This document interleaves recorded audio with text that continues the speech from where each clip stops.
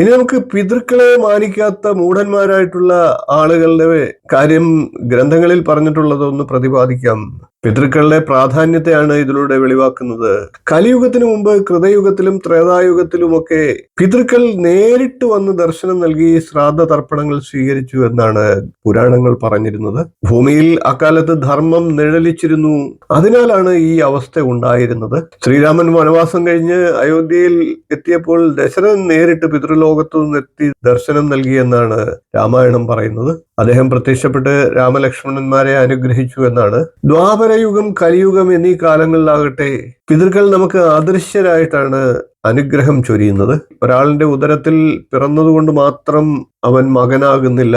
അതിനുള്ള യോഗ്യത അവർ കൈവരിക്കണമെങ്കിൽ മാതാപിതാക്കളെ ബഹുമാനിക്കുകയും സ്നേഹിക്കുകയും അവരുടെ മരണാനന്തര കർമ്മങ്ങൾ യഥാവിധി ചെയ്യുകയും വേണം. പിതൃക്കൾക്കും തനിക്കും തമ്മിൽ യാതൊരു ബന്ധവുമില്ല എന്നും ഈ ലോകം കടപ്പാടുകൾ ഇല്ലാത്തതാണ് എന്നും ഒക്കെ വിശ്വസിക്കുന്ന ചിലരുണ്ട്. അവരെയൊക്കെ യമധർമ്മൻ വിളിച്ചിരിക്കുന്നത് മൂഢന്മാർ എന്നാണ്.